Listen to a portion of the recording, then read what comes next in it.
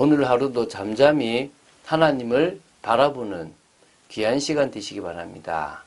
우리가 말씀을 하나님의 사랑, 하나님의 은혜 관점으로 본다면 그 모든 말씀들이 우리를 통제하고 우리를 억압하기 위해서 주신 말씀이 아니라 우리를 사랑하셔서 우리에게 더 큰 유익이 되기 위해서 주신 말씀임을 알게 될 것입니다. 마치 부모가 자녀를 혼내기도 하고 부모가 자녀에게 뭔가를 하라고 할 때 그 모든 것들이 자녀를 위한 부모의 사랑인 것처럼 하나님께서 하시는 모든 것들이 바로 우리를 위한 사랑임을 알게 되고 그 사랑 속에서 오늘도 인도받는 여러분 되시기를 주 예수 그리스도 이름으로 축원드립니다. 자, 마가복음 2장을 계속 이번 주에 봤는데요. 오늘은 마가복음 2장 마지막 절을 봅니다. 바로 23절부터 28절을 봅니다. 이건 어떤 내용이냐면 예수님의 제자들이 안식일에 예수님과 같이 가면서 밀 이삭을 가르고 또 뭡니까? 밀 이삭을 잘라서 먹었습니다. 이것은 바리새인들이 볼 때는 중요하다고 생각되는 안식일을 범한 것이 됩니다. 그래서 안식일에 대한 논쟁을 예수님과 시작하게 되는데요. 마태복음 12장 1절부터 8절과 누가복음 6장 1절부터 5절에도 이 부분이 기록되어 있습니다. 그래서 우리가 오늘 이 부분을 좀 보시면서 주님께서 어떤 메시지를 전달하려고 하시는지를 알게 되기를 바랍니다. 자, 마가복음 2장 23절, 24절을 보겠습니다. 안식일에 예수께서 밀밭 사이로 지나가실새 그의 제자들이 길을 열며 이삭을 자르니 바리새인들이 예수께 말하되 보시오 저들이 어찌하여 안식일에 하지 못할 일을 하나이까. 자, 지금 문제가 되는 것이 남의 밀밭 사이로 들어갔고요.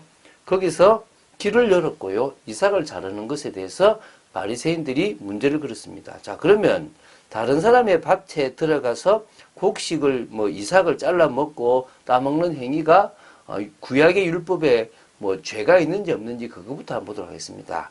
신명기 23장 25절에는 다른 사람의 밭에 들어가서 곡식을 따먹는 행위는 절도 행위에 속하지 않습니다. 왜냐하면 오히려 가난한 자, 굶주린 자, 또 과부나 어떤 나그네를 위해서 그런 그들에게 어떤 그 굶주림을 채울 수 있는 권리를 보장해 준 말씀이 있습니다. 그러나 중요한 것은 그 곡식을 그 자리에서 먹지 않고 따로 챙겨서 나오는 일은 금지되어 있습니다. 물론 농사가 다 끝나고 추수가 끝난 밭을 가서 챙겨오는 건 문제가 아니지만 이삭을 추수하지 않은 상태에서는 거기서 먹으라 이 말입니다. 먹으면 된다는 거거든요.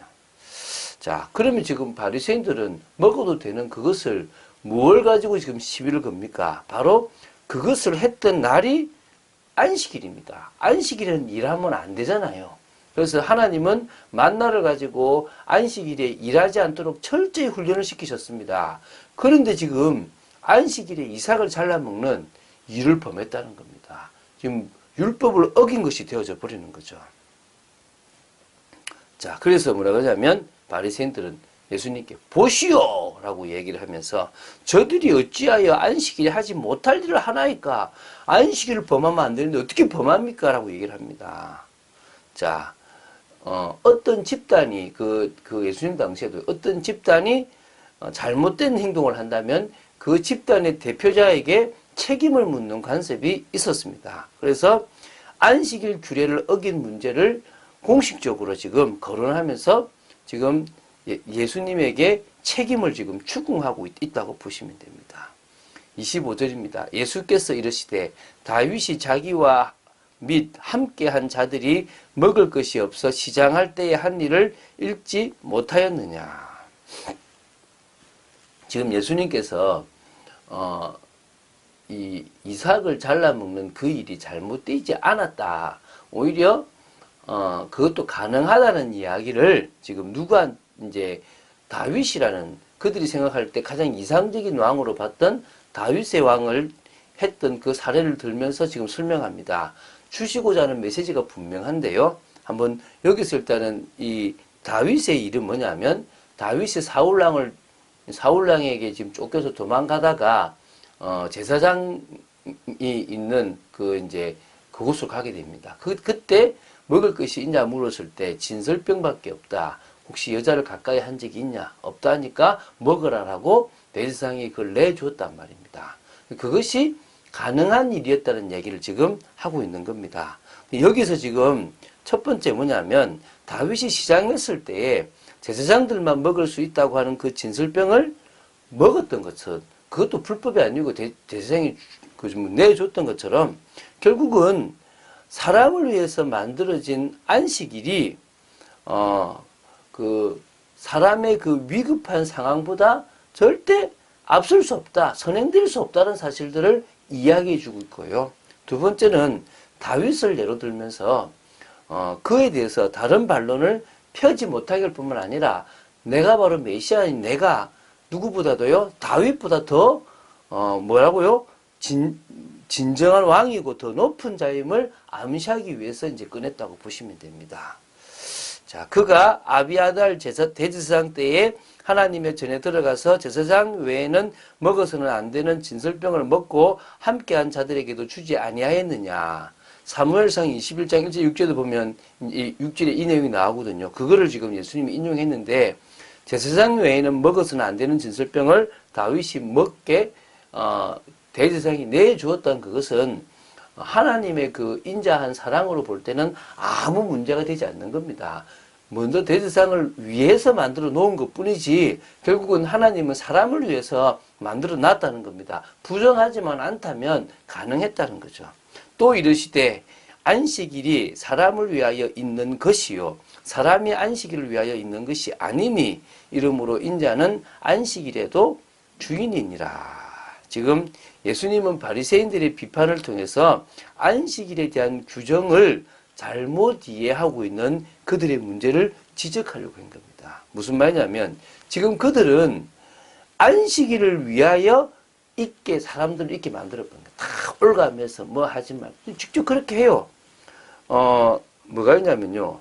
이 안식일에 관한 규정만 39가지가 됩니다. 이 세부 조항을 지키는 겁니다. 스위치도 안 켜려고 미리 전에 스위치 붙여놓고 음식 만들어 놓고 막 하여튼간에 안식일을 범하지 않으려고 39개의 그 조항을 힘들게 지키는 겁니다. 그것을 지금 지적하는 겁니다. 하나님께서 처음 안식일을 쉬게 하신 것은 하나님이 먹이시고 하나님이 책임지시니까 하나님을 바라봐라는 그래서 바로 7일에는 하나님을 향한 하나님을 찬양하는 날로 만들라는 것입니다. 일하지 마라는 진짜 의미가 뭔지를 알아야 되는 거죠. 그런데 그들은 일하면 안 된다는 것에만 매여버렸지 바로 안식일이 그 사람에게 유익하고 하나님과의 축복된 관계를 위해서 있다는 사실을 놓쳐버린 겁니다. 그래서 지금 이런 부분에 대해서 지금 예수님이 분명하게 사실적으로 이야기를 하고 있는 겁니다. 그런데 자, 마태복음의 경우하고 마태복음 12장 8절에는요. 인자는 안식일의 주인이다라는 표현이 있고요. 오늘 우리가 보는 마가복음 2장 28절에는 이러므로 인자는 안식일에도 주인이다라는 표현이 있습니다. 다르죠, 그죠? 자, 이게 왜 그러냐면 이 마가복음 2장 전체의 내용을 통해서 전달하고자 하는 메시지가 있었던 겁니다. 우리가 그래서 2장을 받지 않습니까? 자, 예수님께는 인자한테는 죄사함의 권세가 있으시고 인자는 죄인을 부르러 오지 의인이 아닌 죄인을 부르러 왔다. 또 호린집 신랑이실 뿐만 아니라 안식일에도 그분은 주인이 되신다. 이렇게 쭉 전체를 다 지금 이어서 설명하기 위해서 마가는 이렇게 표현을 해놨다고 보시면 됩니다. 이게 이제 마가복음의 메시지와 조금 다르게 마가가 설명했던 것으로 보시면 될 것입니다. 자, 그래서 우리는요, 예수님만이 인자고, 예수님만이 메시아고, 예수님을 통해서 우리는 하나님을 만나고, 말씀에 있는 모든 것들의 참된 본질을 그대로 알고 믿는 그런 자가 되어야 될 줄로 믿습니다.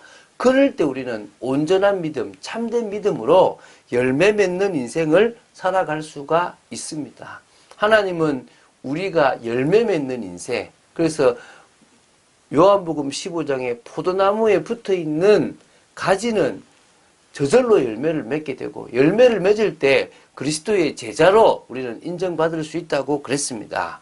오늘도 우리는요, 정말 이 추수감사절 한 주간을 생각하면서요, 매일 감사할 수 있고, 매일 기뻐할 수 있고, 매일 기도할 수 있는 그런 축복의 인생이 되어야 될 줄로 믿습니다. 지금까지 지내온 모든 것들이 주님의 크신 은혜입니다. 그렇지 않습니까? 주님의 은혜가 아니었으면 우리가 어떻게 이 모든 일들을 했겠습니까? 그래서 오늘도 우리는요, 그 주님을 향한 믿음으로 우리 삶 속에 하나님의 역사가 일어나기를 기대될 줄로 믿고요. 또 그 사랑을 받은 만큼 이제는 그 사랑이 필요한 자들에게 수고하는 축복이 있을 줄 믿습니다.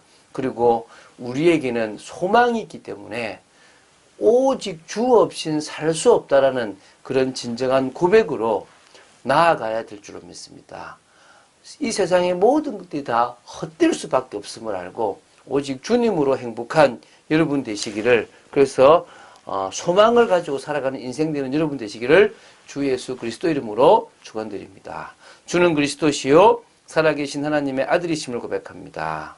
저희들에게 은혜 주심을 감사하고, 정말 예수님께서 하셨던 모든 행동들이 결국은 신앙생활의 참 본질을 회복시키고, 그것을 통하여 뭔가에 묶이고 자꾸 힘든 신앙생활, 힘든 종교생활이 아니라 진정으로 진리를 알므로 자유하고 진리이신 그리스도를 통하여 참 행복과 참 축복을 누리며 참 열매를 맺고 참 응답을 누리는 인생 될 줄로 믿습니다. 오늘도 그런 축복을 누리도록 주님께서 친히 역사하여 주시옵소서. 주 예수 그리스도 이름으로 기도드립니다. 아멘.